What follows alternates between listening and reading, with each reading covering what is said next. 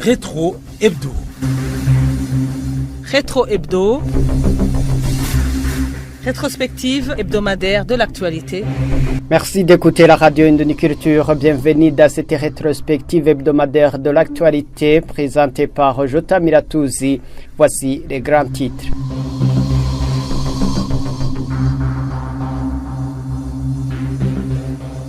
Six ans s'écoulés au cours de cette semaine que le président Evariste Ndayishimiye est au pouvoir au Burundi.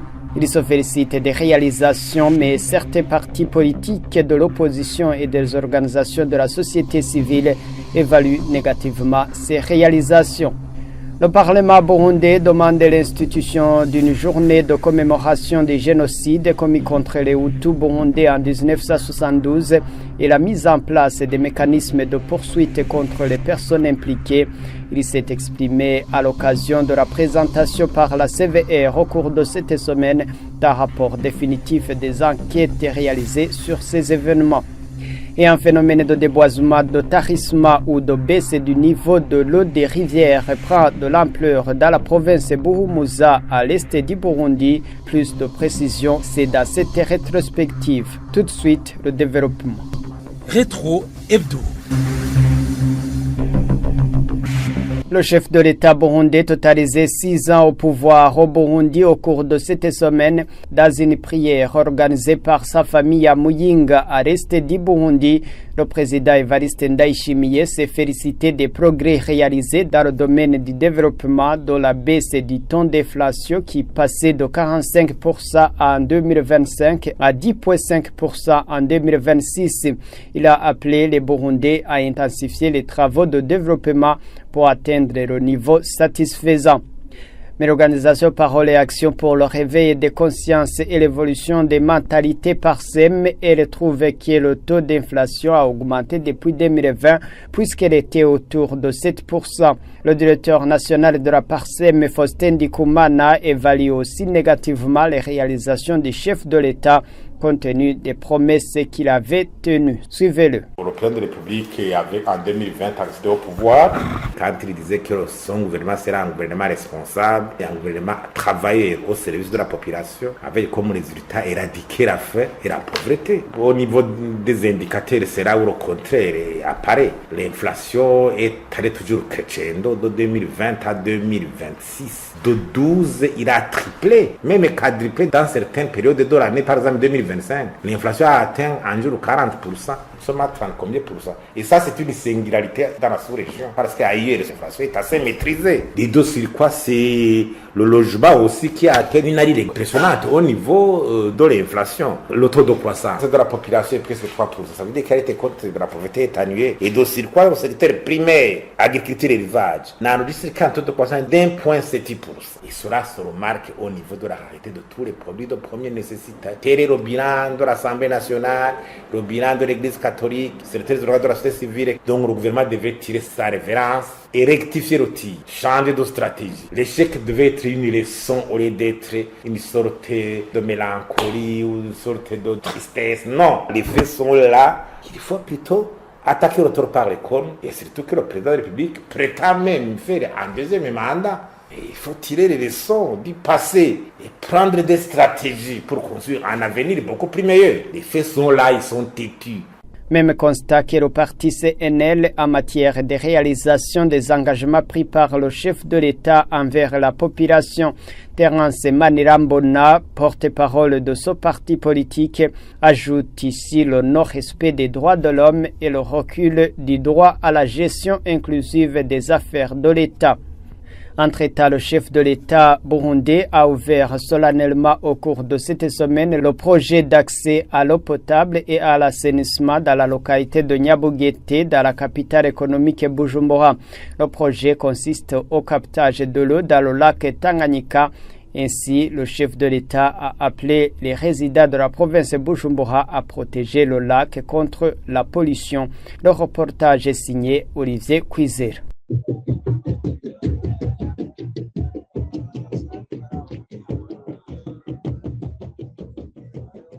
C'est l'ambiance qui régnait au cours de la cérémonie de pose de première pierre pour la construction d'un projet d'accès à l'eau potable et à l'assainissement Paepa Amaziwach, un projet qui sera réalisé dans la localité de Nyawugete, commune Mugel en province de Bujumbura, vise à trouver solution face aux problèmes liés au manque d'eau potable. Le directeur général de la régie des eaux, Jean-Albert Manigomba, a signifié qu'à partir de la 2028, la période est prévue pour les premiers bénéficiaires de ce projet.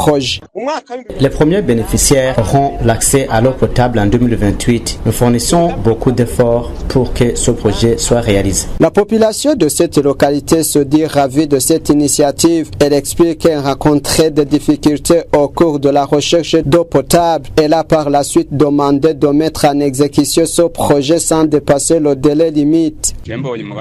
Ce projet vient à un moment opportun puisqu'on puisait de l'eau provenant du lac Tanganyika. Il faut que la régie des eaux fasse le tout possible pour démarrer ce projet et qu'il soit terminé. Le président de la République du Burundi, Evariste Ndayishimiye, qui a rehaussé ses activités, a fait appel à tous les opérateurs économiques, y compris la population de la ville de Bujumbura, de protéger le lac Tanganyika contre les immondices provenant des ménages ainsi que des usines. Laisse-moi vous demander quelque chose. Comprenez alors que nous devons protéger le lac Tanganyika. Qu'aucun immondice ne soit désormais déversé dans le lac Tanganyika. C'est vous qui résidez la province Bujumbura qui êtes chargé de protéger le lac Tanganyika. Tracez partout les courbes de niveau, quitte à ce que les ordures n'atteignent pas le lac, sinon nous buverions l'eau souillée. Dites à qui vous verrez en train de passer outre qu'il est en train de souiller notre source. Le projet d'accès à l'eau potable et à l'assainissement Paepa Amaziwach sera exécuté en 2 phases. La première phase est prévue jusqu'en 2030. Le montant disponible pour réaliser ces activités est estimé à 90 millions de dollars américains. 80 millions de dollars ont été donnés par la Banque mondiale. Les 10 millions de dollars américains proviennent du gouvernement burundais et de la régie des eaux. Selon la Banque mondiale, grâce à ce projet, plus d'un demi-million de personnes bénéficieront des services d'eau améliorés dans la ville de Bujumbura. La même institution affirme qu'elle s'est engagée à soutenir le gouvernement burundais dans des projets de développement. Et les pêcheurs d'Okajaga opérant dans le lac Tanganyika sont sous menace de la maladie d'Ebola signalée de l'autre côté du lac en République démocratique du Congo, car selon eux, aucun dispositif de dépistage ni d'hygiène n'est disponible à cet endroit, alors qu'ils croisent souvent les pêcheurs congolais dans le lac. Les précisions de Odilon Ngejiman. C'est un site de pêche situé sur les rives du lac Tanganyika, près de la frontière avec la République démocratique du Congo, où des cas d'Ebola sont signalés. Les pêcheurs vivent dans l'inquiétude. Ils craignent une éventuelle propagation de la maladie, d'autant plus qu'ils côtoient régulièrement leurs homologues congolais lors de leurs activités sur le lac. Nous entretenons de bonnes relations avec nos voisins. Ils viennent souvent en bateau depuis des zones de pêche proches pour vendre leurs poissons sur cette plage. D'ailleurs, cela ne fait même pas 2 semaines que nous sommes revenus du Congo. Ces pêcheurs dénoncent également le manque de mesures préventives sur place. Ils évoquent notamment l'insuffisance d'eau potable et l'absence de structures de dépistage, des lacunes qui, selon eux, augmentent les risques sanitaires. Ils appellent les autorités sanitaires à renforcer la prévention afin d'éviter toute introduction de la maladie au Burundi. Nous avons besoin de matériel de prévention ainsi que d'équipements pour le dépistage. De son côté, Nestor Balashingwa, vice-représentant des pêcheurs d'Okajaga, reconnaît les défis liés à l'hygiène dans cette zone qui accueille jusqu'à 2700 personnes. Il invite néanmoins les pêcheurs à utiliser l'eau potable disponible en attendant des solutions durables des autorités compétentes. Nous sensibilisons les pêcheurs à l'importance du lavage régulier des mains et concernant Ebola, nous leur recommandons de limiter les contacts avec les personnes venant du Congo. Les 3 bornes fontaines ont été emportées par les inondations. Nous sommes actuellement déplacés et avons soumis cette préoccupation aux autorités compétentes jusqu'aux ministères concernés et à la présidence. Des lettres ont été envoyées et nous attendons toujours une réponse. Lors d'une émission publique de la semaine dernière, le ministre de la Santé Fidel Nkezabahidzi a assuré que le gouvernement burundais poursuivait ses efforts de prévention contre Ebola. Le ministère de la Santé, en collaboration avec les autorités administratives, veille au respect des règles d'hygiène. Aucun citoyen n'est totalement privé d'eau pour le lavage des mains, même si la distribution n'atteint pas encore toutes les localités. Et concernant les personnes qui entrent ou sortent du Burundi, des équipements ont été mis en place dans les communes et les provinces. Ils ont reçu des formations et des équipements afin de contribuer aux activités de contrôle. La plage de pêche d'Okadjaga compte environ 1700 pêcheurs et accueille quotidiennement plusieurs milliers de personnes. Rétro Hebdo. Radio Culture poursuit cette rétrospective hebdomadaire de l'actualité. 8 élèves du lycée Gitega, ancien NG, regroupés dans Zangang, ont été renvoyés définitivement au cours de cette semaine de cette école et sont exclus du système éducatif formel. Ils ont été reconnus coupables par le jury de discipline de l'école de tentative d'assassinat contre le délégué général. Les précisions dans cette correspondance de Anissé Nangouf. 8 garçons ont été définitivement renvoyés par le conseil de discipline du lycée Gitega ex-NG en sigle dans l'après-midi de ce mardi, parmi lesquels figurent 4 de la 3e année des sciences, 2 de la seconde langue, 1 de la seconde science et un autre de la 3e pédagogique. Ces 8 élèves, tous garçons, ont été sanctionnés de la sorte, accusés de faire partie d'une bande de criminels avec un objectif à atteindre dénommé Rich Really Gang en anglais et d'avoir conçu et exécuté le projet de mettre un terme à la vie du délégué général dans cet établissement dans la nuit du 10 au 11 juin 2026 aux environs de 2 heures du matin où un malfaiteur s'est introduit dans le dortoir des élèves de la seconde science et a infligé à sa victime un coup mortel au visage après l'avoir bien identifié avant de prendre fuite. Les investigations menées par les éducateurs dans cet établissement ont révélé des antécédents perpétrés par les membres de cette bande à divers moments contre la même victime. Ces mêmes élèves fautifs accusaient le délégué général, leur victime, de ne pas les craindre comme c'était le cas des autres membres de la communauté estudiantine de cette école qui s'élève à plus de 750 élèves. Les mêmes sources font savoir que la sanction infligée à cette bande a été appliquée conformément aux articles 33 et 35 du règlement scolaire en vigueur. Au niveau de la zone Nyamugari, le responsable du service de l'éducation qui a suivi de près ce dossier appelle les éducateurs à veiller au strict respect de la bonne conduite en se conformant scrupuleusement au règlement scolaire. Anissé Nangouf Gitega, Radio Culture. La Commission nationale indépendante affirme qu'actuellement le droit de l'enfant à l'éducation se heurte à plusieurs obstacles. C'est ce qu'a dit le président de la commission, Martin Blaise Nyaboho, en cette semaine à l'occasion de la célébration de la Journée mondiale de l'enfant africain. Écoute. La CNDH apprécie les avancées perceptibles déjà réalisées et encourage le gouvernement à apporter des solutions urgentes et appropriées à certains défis persistants qui bloquent le bien-être de l'enfant et sa protection spéciale. La CNDH constate que des défis persistent en dépit de ces progrès dans le domaine de protection et de promotion des droits de l'enfant. Les obstacles à la pleine jouissance du droit à l'éducation sont notamment l'abandon scolaire dû aux grossesses non désirées, au phénomène des enfants de la rue qui ne cesse qu'augmenter, à la consommation des stupéfiants, à l'éloignement des écoles dans certaines régions, aux catastrophes naturelles occasionnant la fermeture des écoles, aux ratios enseignants-élèves plus élevés, à l'émigration, au travail des enfants dans les ménages ou ailleurs, etc. Un autre facteur qui affecte la qualité de l'enseignement est l'insuffisance des corps enseignants en nombre et en qualité. La CNDH alors recommande à l'État du Burundi d'accroître l'allocation budgétaire pour une éducation de qualité et de rester collé au respect des engagements internationaux et régionaux en matière de protection et de promotion des droits de l'enfant. Cette journée célébrée sur le thème garantir l'accès à l'eau, assainissement et l'hygiène à tout enfant africain.